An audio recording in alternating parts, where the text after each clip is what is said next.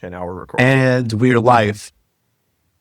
This is Evgeny Tilipman with the Moving Targets podcast. I'm here with my good friend Julian Galluzzo. This is the first episode of the podcast. The idea is that, there's a lot of things changing now, especially since AI has been it's just been picking up. People have started moving more and more towards vibe coding, whatever that means. Yeah, I don't like And that term. We gotta get rid of that. okay, what's the alternative? Agentic development, Evgeny. Agentic development. Agentic, Yep. agentic development. Well, That in there's mind, Julian has been a very big part, first of all, of my life, but also of the whole industry that I've been a part of. I'll let Julian himself give the introduction about himself. As for me, I run a small development agency, or I want to say marketing agency, specialized in marketing websites. It's called Code. This is our logo. That being said, that's all you need to know about me. And this episode is all about Julian, his workflow, etc., etc. Julian, please go ahead. well, it's natural that you guys have rebranded to Code now that you're working with Code projects instead of no code projects. But yeah, no, in a nutshell, I mean, I have been around, if you don't know me, I've been around for quite a while, not on this earth, but in the Webflow space, relatively speaking. I laugh because I've realized recently that literally a third of my life has been spent focused on Webflow. But at the end of the day, I started using Webflow because it allowed me to do what I wanted to do for my clients in a quicker way. I've always been someone who's more focused on the functionality side of things. I really like building web apps, not so much, really detailed marketing sites where a whole bunch of time went into the design and all that. I do all sorts of things. But once AI started to come around, I was very quickly adding it into my workflow, like GPT-3, building custom scripts for Webflow sites. Then GPT-3 to GPT-4, building scripts that I can add to my Wiz projects, which was super cool. Then, after that, started using Cursor, where AI was really taking the lead, and I was just kind of steering the ship. Then started using Claude Code, where it was that, only more, and that's what I've been doing ever since. I have built a lot of different live projects with it, ranging from simple, few-hour throwaway projects to things that I have spent, hundreds and hundreds of hours of my life on, like ShipStudio, which we're going to be talking about more today. But really, what I like to do is just find the best way to do something and then teach people how to do it. And that reflected itself in my career through Webflow for a very long time, teaching people how they can overcome Webflow limitations to do anything that they want with Webflow rather than just what the platform is built for. And then today, that reflects itself more as teaching people how to vibe code, code with AI, agentic development, context engineering, whatever it is that you want to call it, this new term which we're kind of defining live as time goes on, has allowed me to build things that I never thought was possible. I mean, it's cool enough that for the past couple of years, I've been able to, build things like websites that are fully custom and web apps. And thanks to Webflow for allowing me to do that. But at this time, I'm not only building websites, I'm building mobile apps, I'm building progressive web apps, I'm building native desktop softwares. At this point, it never really goes down to can I build that? It goes down to can I understand that enough to look at it and say, this is a good product that I've built or this sucks. That is really the main bottleneck at this point in time. So yeah, that's basically the path that I've taken to get to this point. Obviously, I've been for the past couple months lightly talking to Evgeny and just kind of saying like, hey man, you got to take a look at this. And for the first little bit, he wasn't paying too much attention, but recently he started paying attention and he had a similar reaction to, I think, what most people in this space have once they start using these tools, which is, whoa, like it feels like, I don't know, the Matrix or something. It's really cool. So I'm interested to hear as well from you, Evgeny, what finally, I guess, let's say, opened your eyes to it, and then how you felt when you tried it for the first time. So there are a couple of things, but more than everything else is a bunch of fear, right? That got me started. I wrote an article, the first ever article that I did on LinkedIn, and it was about explaining my fear that I had for the past 9 months. how that emerged. There are a lot of companies that are doing massive layoffs because this is a very uncertain time period. And the peak of the fear happened when a few of our clients started asking about vibe coding. A bunch of our clients have left for, and I'm talking about bigger clients, leaving for vibe coded solutions.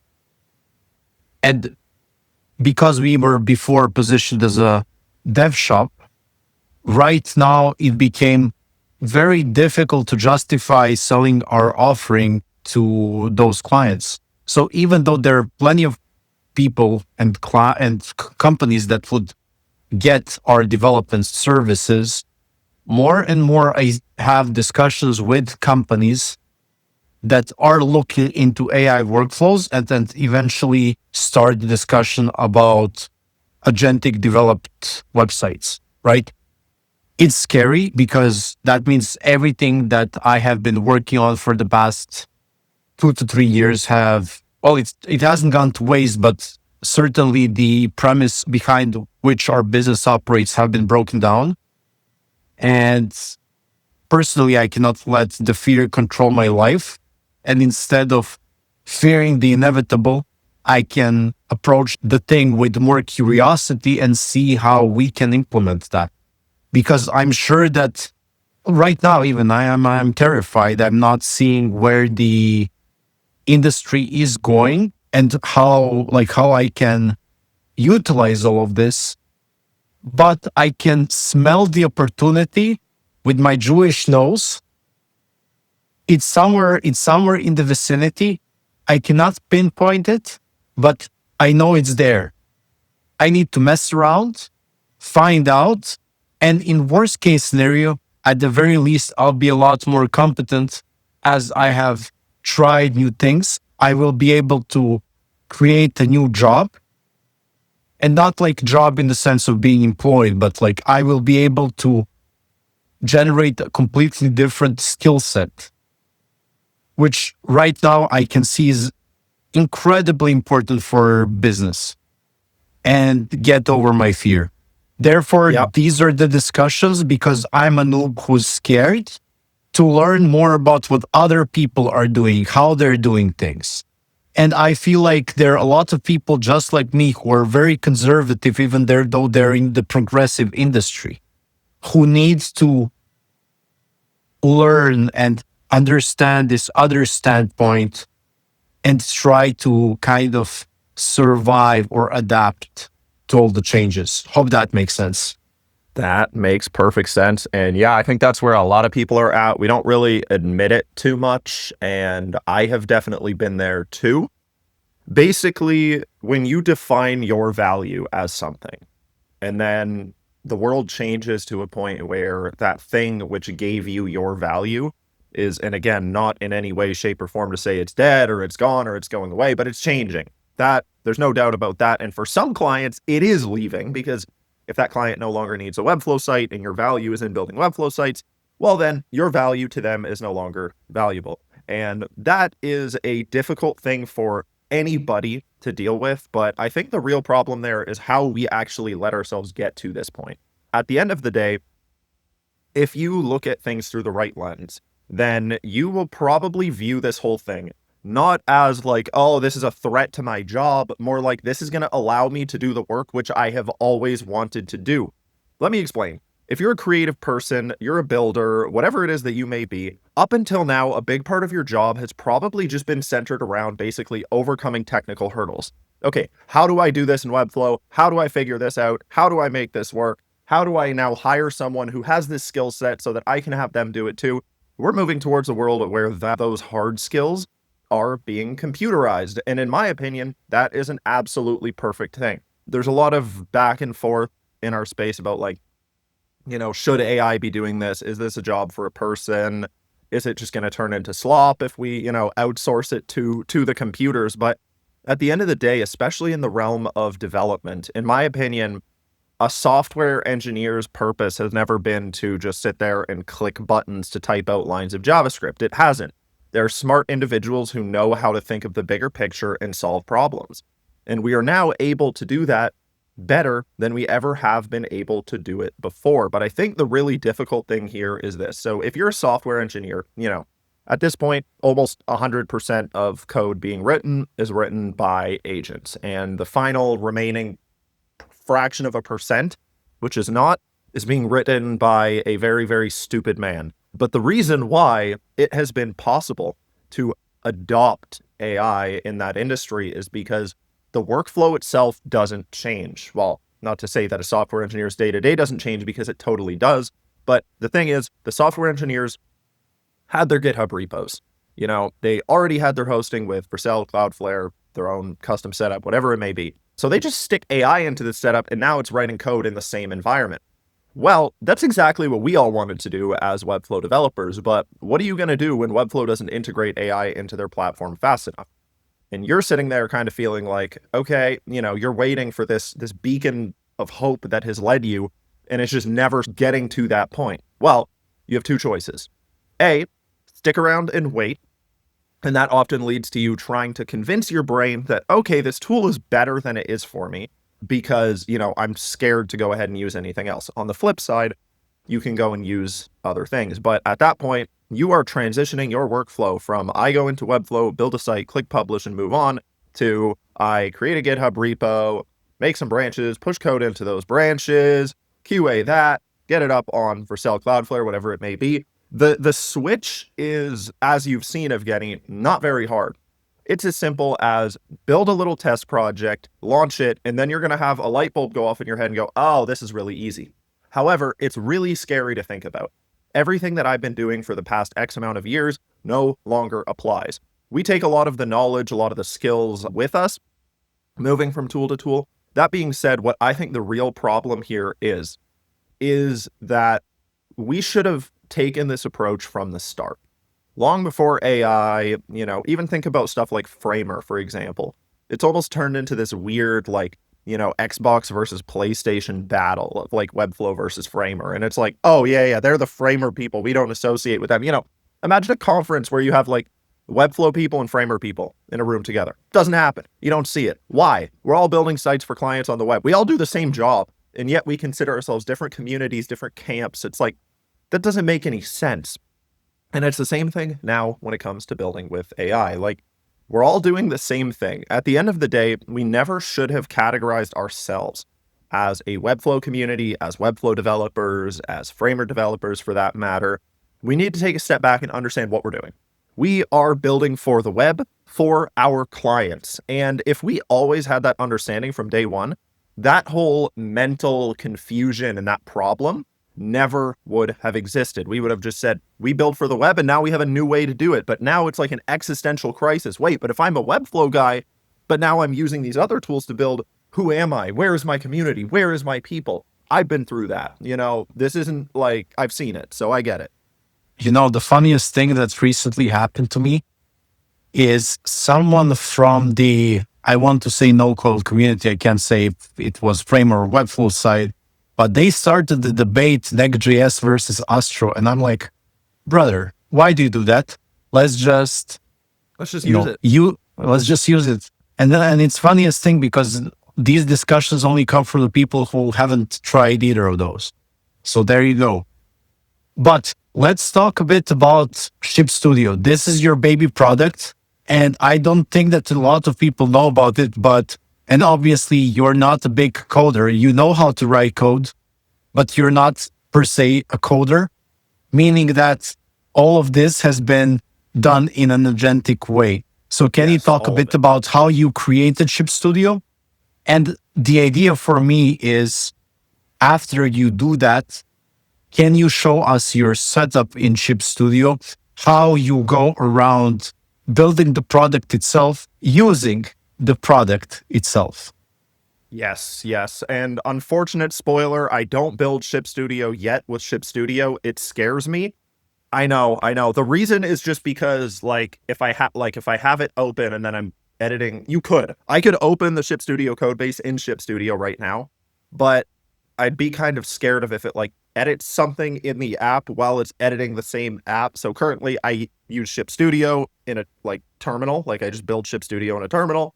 And then all of my sites, projects, web apps, whatever, are built inside of ShipStudio. So how did that come to be? Basically, as you know, I worked at MemberStack, and we wanted to migrate the site. I have a whole video about that. I'm not going to go in depth here, but at the end of the day, we migrated that site from Webflow to a custom stack, which in this case was using Next.js.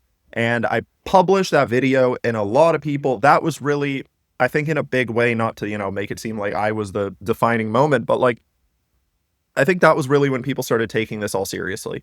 Once they see, okay, a big site that's prominent in the space, doesn't matter which company it is, that's not really relevant to this whole story. What is relevant is that a big company in our space who's always been using Webflow has now migrated their site. This is no longer, And for reference, yeah. sorry for interrupting. And for reference, how big is the MemberStack website, like in terms of pages-ish? It is over 150 static pages, and I think over 20-something collections, and over 2,000 to 3,000 items. And as for traffic, obviously everything's up and down, but it gets about 10 to 30,000 visitors every month. So what you're saying is that it's a website that has over 30,000 pages. 30,000 pages, my bad, 30. Yes. Yeah. I was going to say, I was trying to do the math. I'm like, no, I don't think so, man. But yeah, over 3,000, yes. Then, okay. So therefore, in an agentic way, it is very doable not only to develop the thing, but also to maintain it long term. Yes, and I see all the time whenever I pop open LinkedIn some posts about how, yeah, you'll have fun getting that vibe coded site live, but then after that, what's going to happen in 2 months when X, when Y? Nothing. To all those people, you haven't managed a site like this. Stop talking shit on LinkedIn when you don't know what the hell you're talking about. I'm not going to sit there and talk about all of the difficulties of operating a Framer site, because I've never operated a Framer site. I think I know some, maybe, based on my understanding, my context, my conversations. You can't export the code, for example. I'm not going to go on LinkedIn and start talking about all of the downsides of Framer because I don't know about it. Stick to talking about what you know about and ask questions about the stuff that you don't know about. Like, look, what are you going to do when the site breaks? I don't know. Ask Claude, like I did to build it. Like I do when anything breaks. Oh, but what if the AI doesn't fix it for you? It does. What if Webflow shits its pants and breaks at 2 a.m? I don't know. It could happen. But if I asked you that, you'd say, but it doesn't.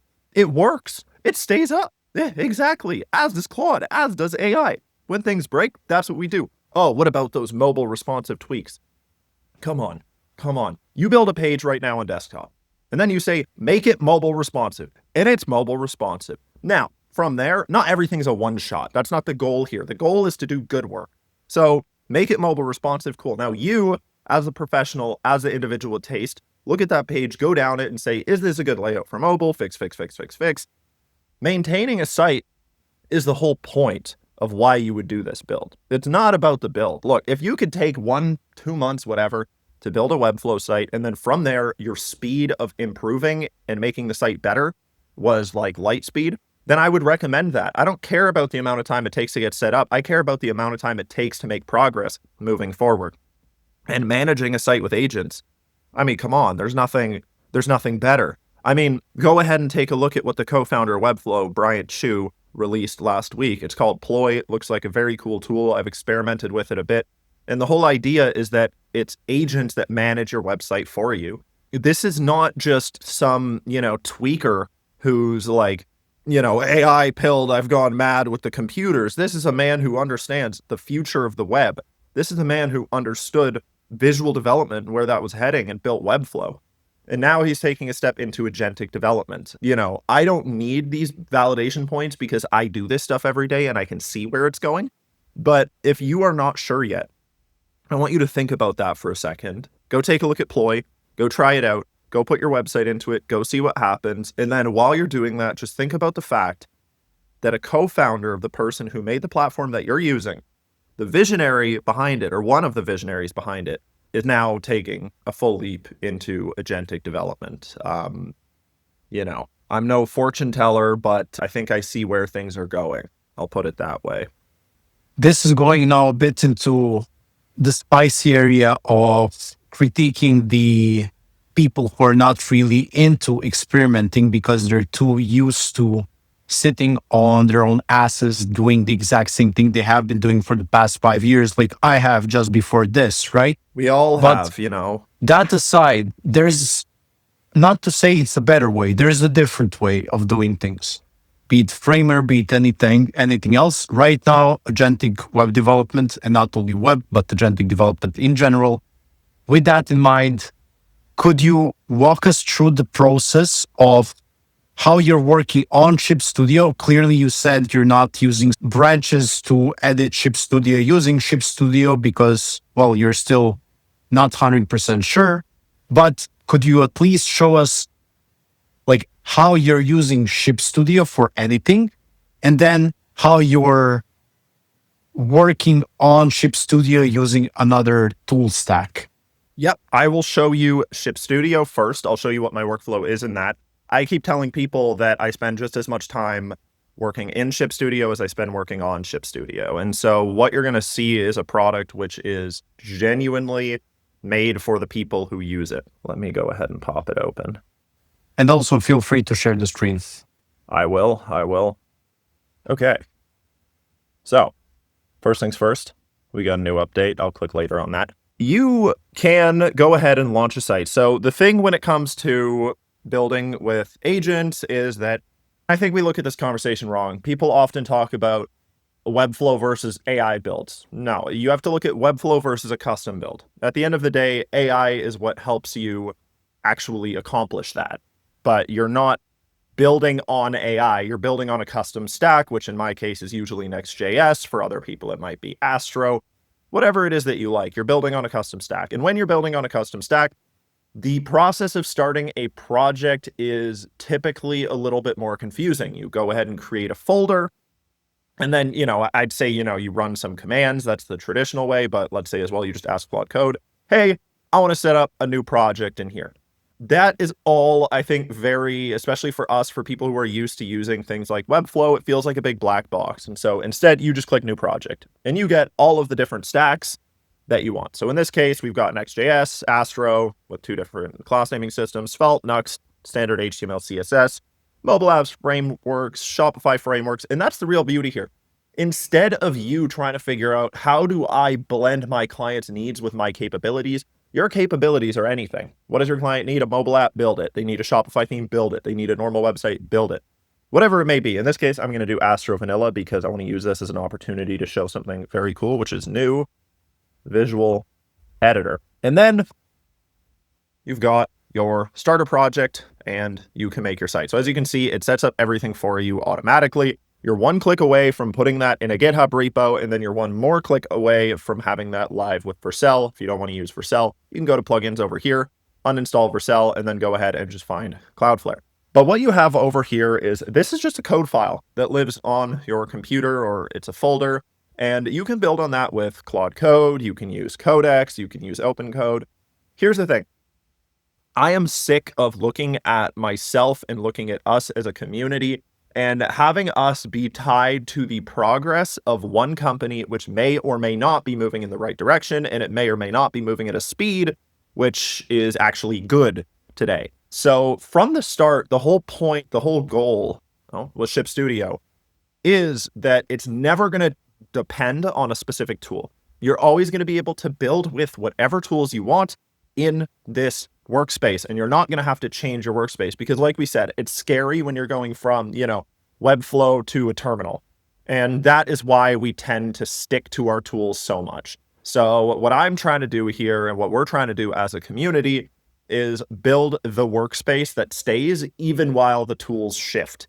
So I would typically just go ahead and build out the site here using Claude Code. I'd usually use the Figma MCP. So our process that we're using on clients right now is this. First things first, the design for the most part, depending on the client. Some need a custom design, some don't. But if they do, then that design typically still happens in Figma. We get the design done. Now, we don't need the whole design. We don't need things like mobile. We don't need all the supporting pages. At the very least, just having the home page to set the direction.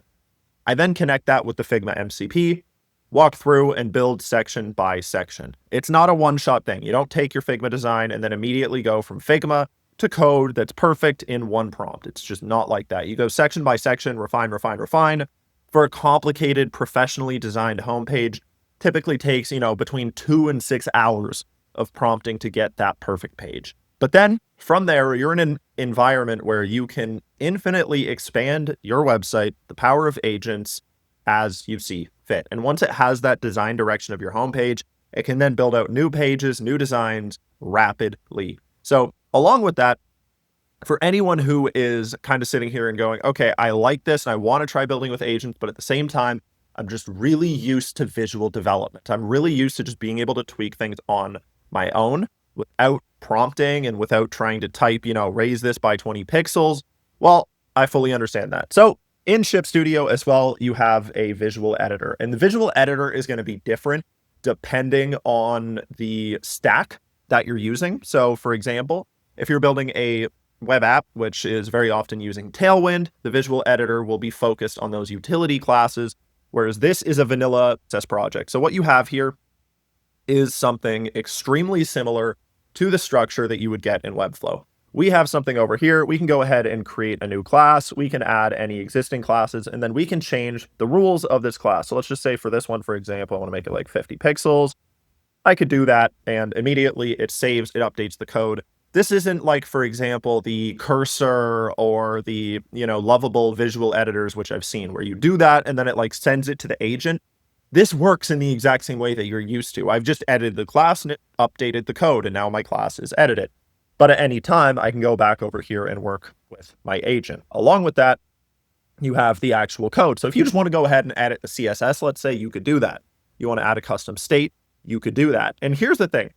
This is the visual editor. So Webflow built their visual editor around their proprietary system, which I, fully understand that makes sense. But this is a visual editor built around just standard HTML and CSS. And when you combine that with being able to genuinely properly build out your site agentically, now I could see people thinking, well, you could build with agents in Webflow, just connect the Webflow MCP. MCPs are like a funnel for information to go through. That is fine when you're sending small bits of information across your apps or, from your program into your agent. For example, MemberStack has an MCP where you build your project, and then when you need to update something in MemberStack, it just uses the MCP to do that for you. That's a great use case. Having your entire development workflow funnel through an MCP is not very good, and anyone who's tried it extensively and has also tried just developing with agents not using Webflow knows exactly what I'm talking about. And along with example, so for example, if you connect some sort of a chatbot through an MCP, in example Slack, and you connect that to Claude, so what you're saying is that the workflow is better if you exclude working through Slack as a bridge. So always, we all know about the term bottleneck, just something that gets in the way and blocks things from making progress. When you are working with agents in a Webflow project, the bottleneck is Webflow. I spent the first half of 2025 basically exploring and sharing with people how they can use AI to enhance their Webflow workflow. And I eventually got really, really fed up because it was week after week of just kind of showing people something and then saying, yeah, but because of this with the Webflow MCP, it's not quite as good in comparison if I just start a project in Claude Code and start working with it. So it's really just about that. It's that it is the bottleneck. Webflow has bolted AI onto their platform. It's not something that's built with AI kind of and understanding those workflows at the core of it. I'm sure they're working on something, I'm sure they're planning something, but at the end of the day, if you really want to build with agents, then you're not going to have the best time doing that in Webflow. And I would say the same about Framer. They recently came out with a really, really good update, which in my opinion is exactly what Webflow should be doing. Not going to talk too much about that, but what I think is really cool and what I really want to talk about here is we can see this visual editor. There's a lot of other features in this platform. ShipStudio was created 4 months ago. I have been able to release more features, better features, more relevant to the community features at a much faster speed than Webflow has. Webflow that makes sense.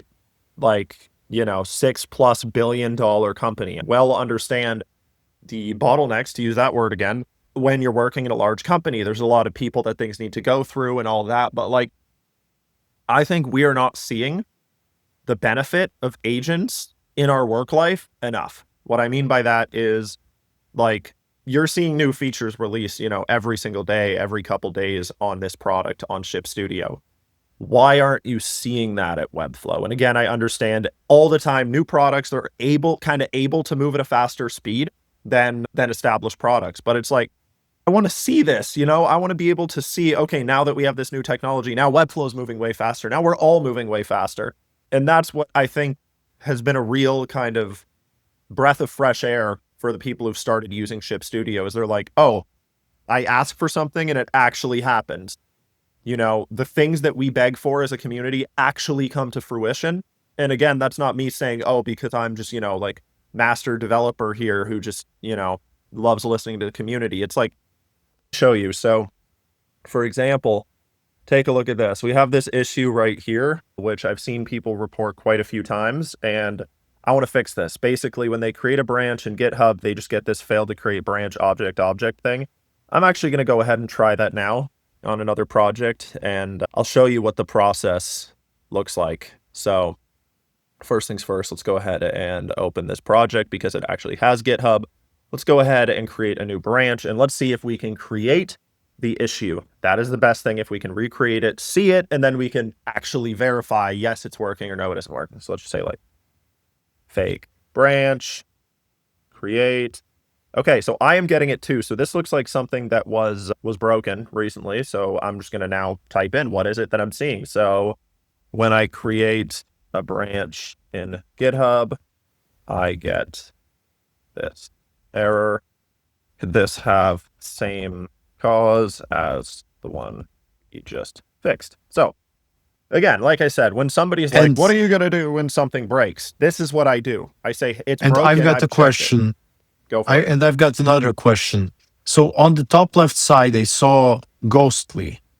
And then I saw that you're typing as if you're typing directly into a folder, which doesn't, like on the top left, check post hub plugin login status. I'm assuming that this is the name that AI gave to this specific agent/workflow.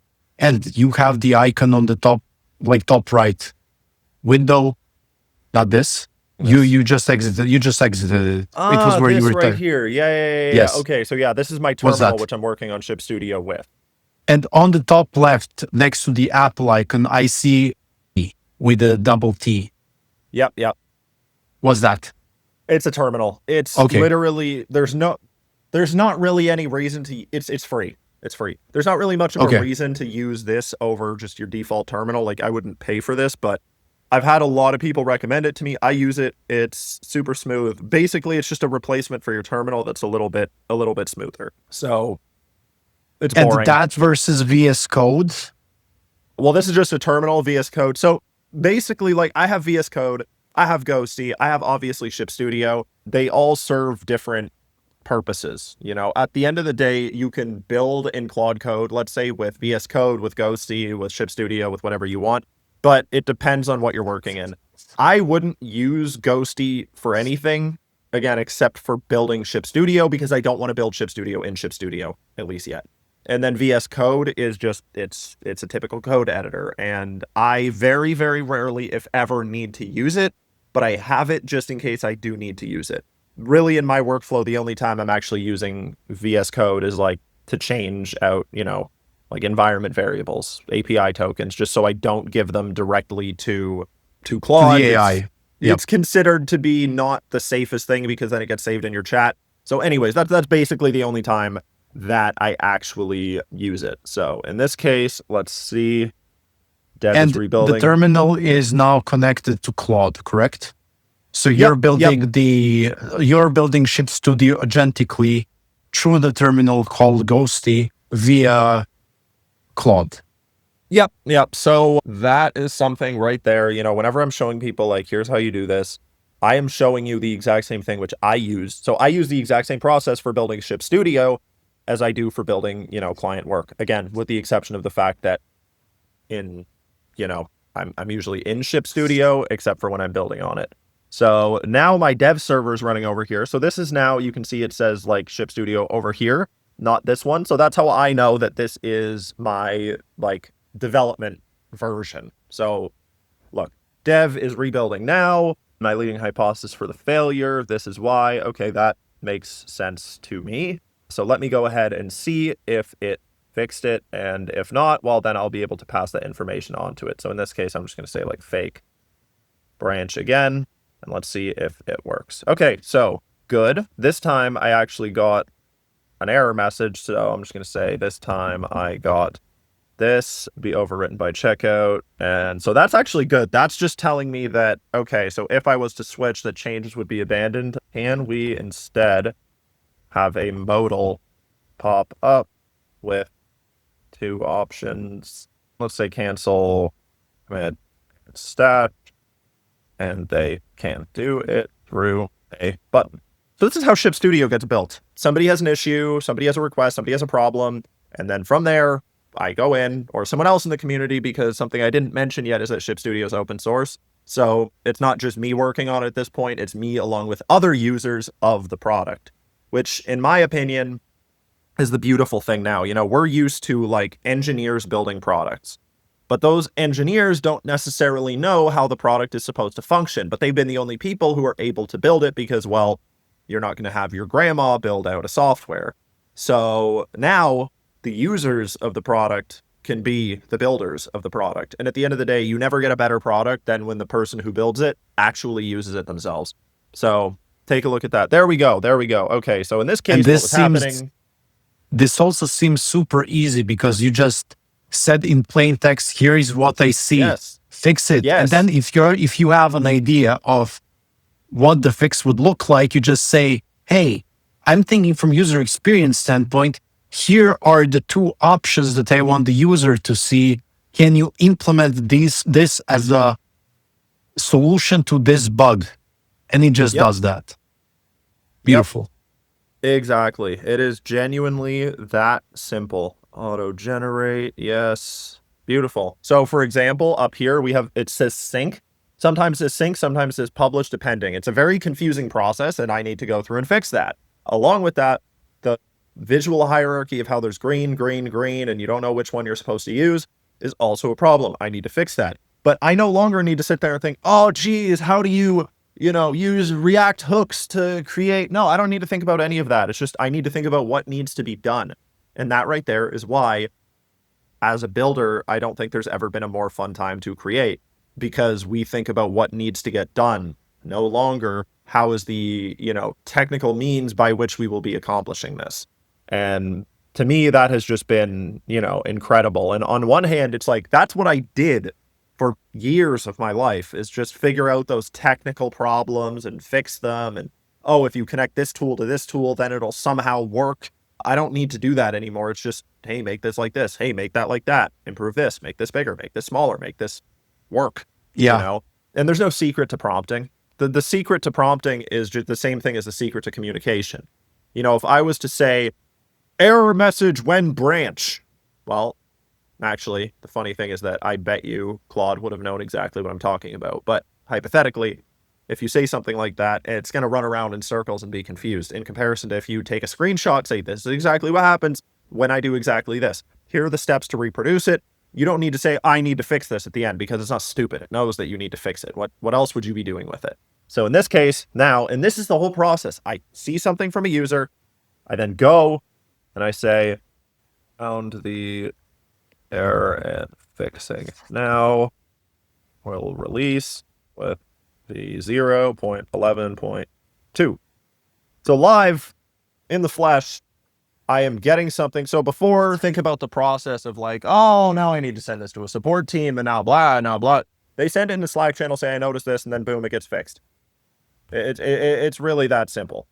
For me, the breakthrough was when you showed me first how to create the website, and then I migrated the whole website. And then I thought to myself, well, this is inconvenient to manage.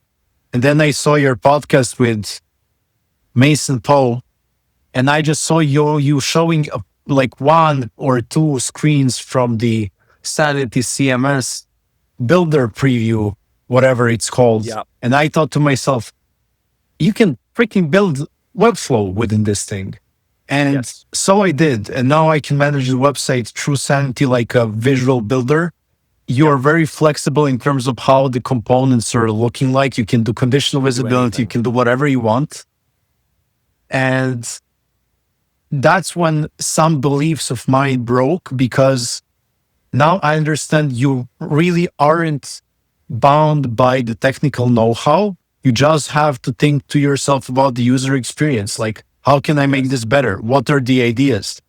For example, if before this moment, building was very bound to your technical know-how, now you don't care about that. You're just going in and fixing the thing. But there's always going to be the next thing, right? Always. Like you're bottlenecked by that next thing.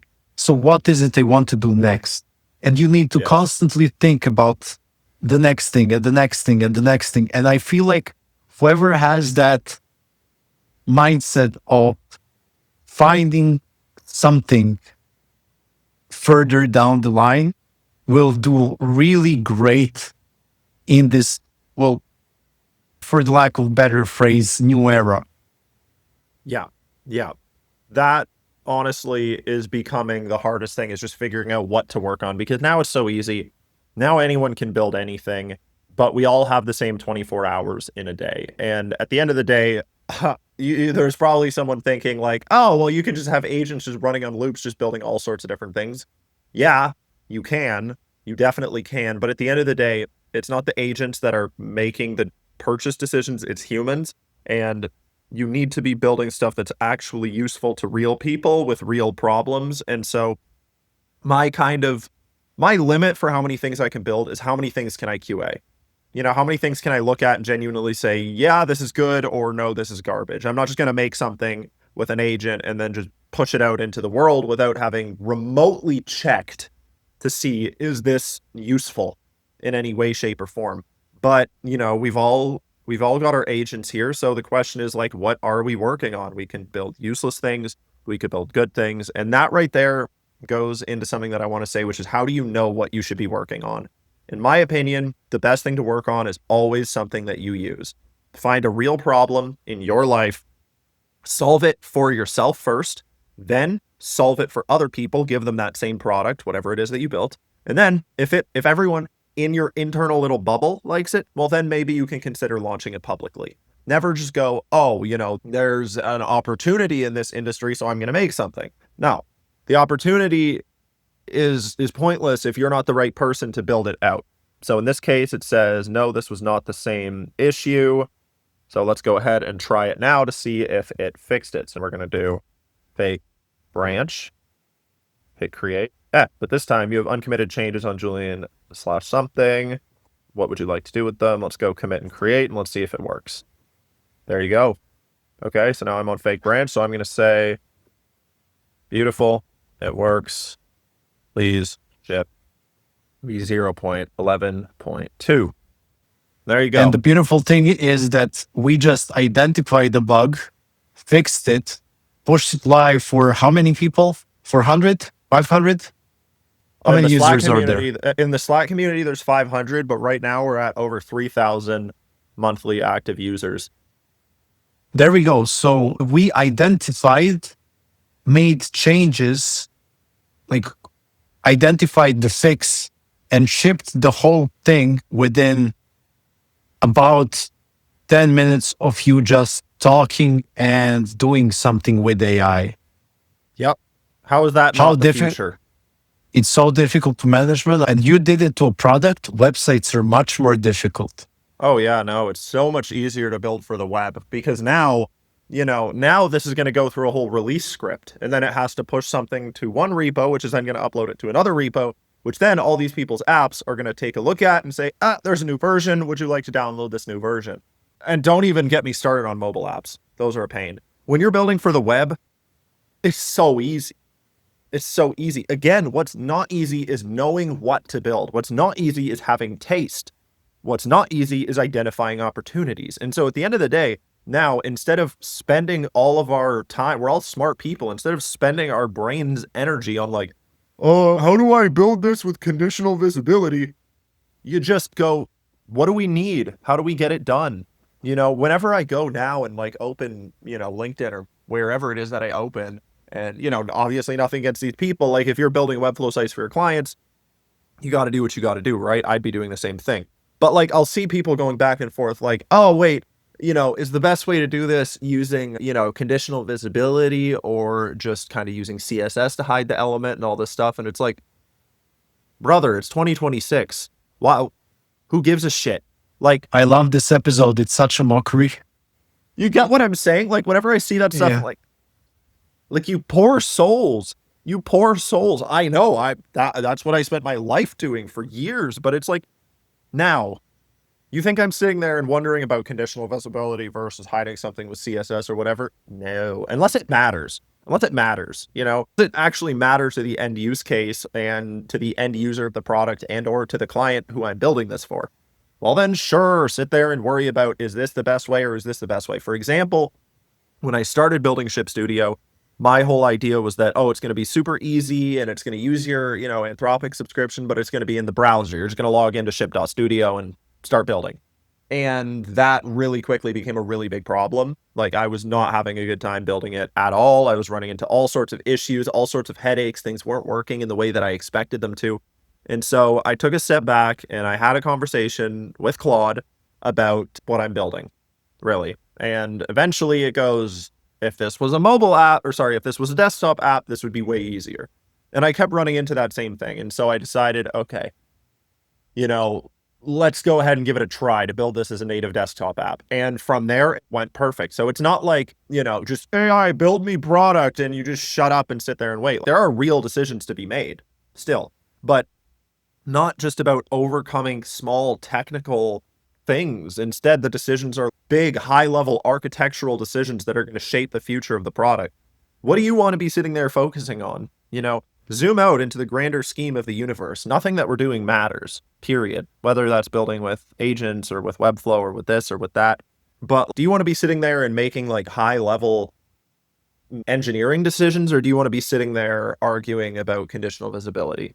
Like, that all in all is, I think, kind of the summed up version of why this, to me, this being agentic development is like, why are we scared? This is the best thing that's ever happened to us.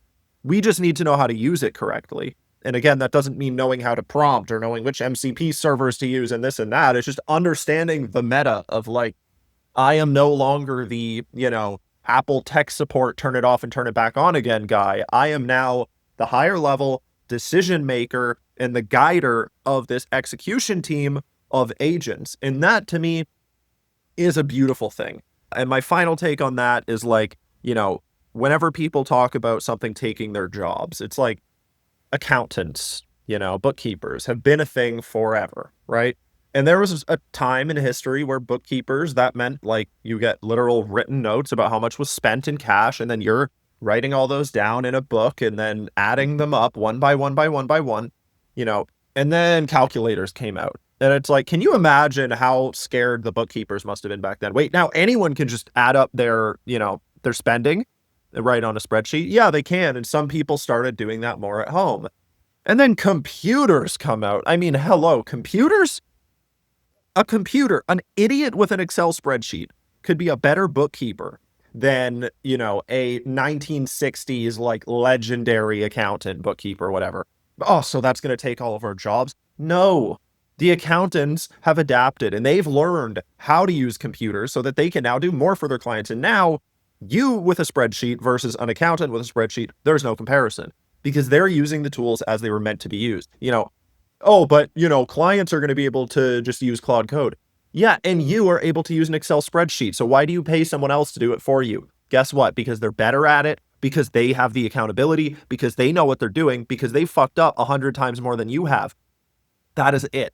And so really the whole like, oh man, this is going to take our jobs. It's like, yeah, this is going to take our jobs. If you're a bookkeeper who hasn't made it to spreadsheets yet, then you know what? You're probably out of business, or you will be very soon if you're not yet. But if you're someone who adapted, well, then no, you're fine. Just start using the damn spreadsheets. That in mind, you have talked about 2 points that will not be replaced. You have actually specifically mentioned the taste layer, but at least I do not see you as a design engineer. You do make the interfaces, but it's not like it's awards winning or anything. I see fine. your approach as more of a business approach and an engineering approach, as in engineering mindset. Yeah. So this is the second thing, the engineering mindset that I see you talking now for almost an hour for. I wanted to ask you about the following thing. Let's say you have just built your first project using agentic development. What would you say is the next thing you have to learn to get better at your craft, speaking from your own experience and your standpoint? Like, what would make your life easier? Build more, build different things. The process always has to be this. Build something for yourself first. Once you built it for yourself, then try it on a low stakes client, let's say. Then once you've tried it on a low stakes client, well, then that's now a skill that you can offer. And so the name of the game is expanding what you know is possible. If you're someone who's been building websites for years, then you have a broken brain, which basically tells you, okay, business problem X, how do we solve that with a website? You need to get over that and stop thinking, how do we solve this with a website, and start just thinking, how do we solve this? But that's not as simple as just changing your mind magically or meditating or listening to a podcast or whatever. No, you need to understand the possibilities and you need to believe in your own ability to make that a reality. So what do I mean by that? Build a little landing page first. If you've never done this before, okay, build a little landing page. Then build a bigger website. Then build a web app. Then build a desktop app. Then build a mobile app. Slowly over time, you don't need to do all this at once and offer everything to your clients from day one. Start with websites, but then while you're building websites for your clients, so you, for example, in this case, you are at a point where I would say that you could actually charge clients for this process. You're new to the process, but you've done it on a real, high stakes to you website. You have it live, you're managing it, you understand how it works. If a client wants that from you, you understand exactly what you're doing and you can sell that. Could you now sell, building a desktop app like ShipStudio? No. But the only thing between that being a reality and that not being a reality is you building it. So what I would do now if I were you, if you're thinking that's something that I want to start to offer, that's something I want to start to be able to do, build a desktop app. Just screw around. Way ahead of you. There you go. And then once you've built it and it's live, depending, for example, I haven't built desktop apps for clients yet because I just started accepting clients like very, very, very recently. But I would sell desktop apps to clients because I'm building ShipStudio, which is it's my own thing, so to say. But at the same time, it's in use, it's in production. I've run into problems, I've fixed them, I've overcome it, so I'm confident in it. And that is the exact same thing. And that is how you can level up. And again, once you get to a point of like, I've built websites, I built mobile apps, I built desktop apps, I built agents, like, for example, like a Hermes agent, OpenClaw agent, whatever it may be.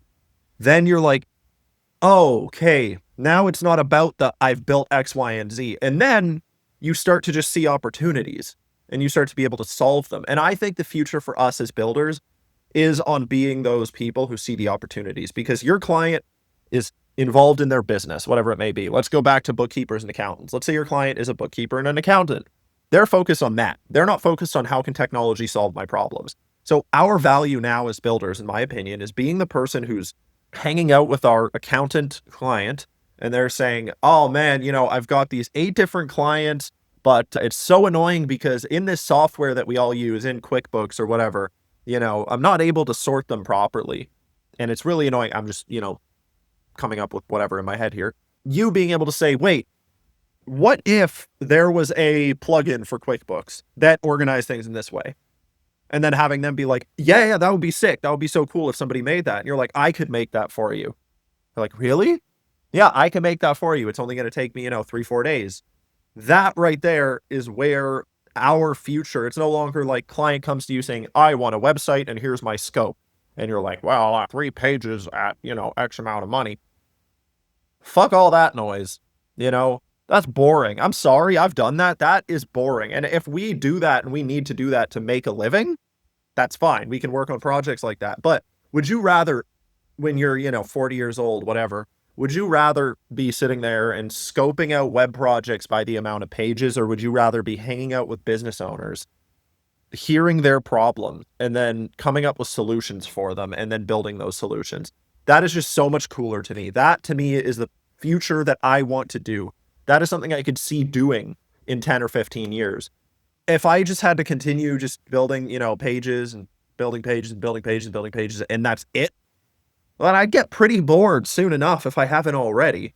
So I really, I think I keep repeating similar things, but what I'm really trying to do is just echo the point of like, I think we're all looking at the fear, but I think that's so wrong. I think we need to all be looking at the opportunity, and you know what? You decided to call this podcast The Moving Target, and that right there is the moving target. It's the opportunity. Where does the opportunity lie? So that's what I That's the think it moving is. target. That's the moving target. I think we've caught it. All right. We're approaching the end of the podcast. So I just wanted to finish up by sharing your details. I want the people who listen to this to be able to connect with you and maybe even help you build ShipStudio down the line. Oh yeah. Oh yeah. Well, two places. One is my Twitter, which is Galluzzo_Julian. I don't know where you're releasing this. You could probably put it up on the screen or link it in the description. And then also in the ShipStudio Slack community, it is growing.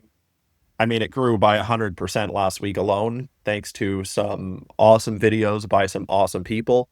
And that is really where we're all kind of talking, not just about ShipStudio as a product, but just about agentic development and building for clients and selling clients on it. There's a lot of people in there who are Webflow developers, Framer developers, designers who, discovered through this community, like, oh, I can actually sell this to my client. Here's how I can sell this to my client. And so join us in there, help us build the workspace of the future that's going to allow us to do all these things, which we discussed. Like I said, in there, you could build websites for your clients. You could build desktop apps. You could build mobile apps. You could do whatever it is that you want to do. So yeah, on Twitter is where you're going to find me personally. And to keep up with the project, follow the Slack community. You will not regret it. Honestly, I may be biased here, but I think you'll confirm when you join. It's probably the best Slack community to be in right now if you're in our industry. I'm in, and I've seen quite a few, and the noise of them these days, I'm not going to say which one specifically, but they do not seem very active, to say the least. We're active. We're active, baby. So join up, join the party. Awesome. Man, thanks a lot for the episode. It's been a pleasure talking to you like always. And Always. that's that. Welcome to the dark side, my friend. And I'm very excited to see where you take this, how this goes for you. And I'm really excited to see you document the journey, because we're all, I'm just getting into agency work right now. You're obviously pivoting in some way, shape, or form. And I think the real gap at this point is that we don't know what's next. We don't know, how do we offer this to our clients? We had a clear career path with Webflow. It's like, you do this, you become a freelancer, you start an agency, you work for clients, you get enterprise built. We don't know what the future holds with agentic development. And so I'm excited to see you document it. I'm excited to document it myself. Great stuff. It's agentic. It's agentic. Well, you can follow the podcast. Will be released on YouTube, Spotify, etc., etc., etc. Personally, you can connect with me on LinkedIn, Evgeny Tilipman. I don't really participate in X or Twitter, but I heard it's a good place to be in. So from the next episode, you'll be able to find me there. And of course, you can visit Code.io, khod.io for wherever this goes. Brother, it's been a pleasure. Thank you very much. Have a good one, and I'll talk to you soon. Likewise, you too. Take it easy.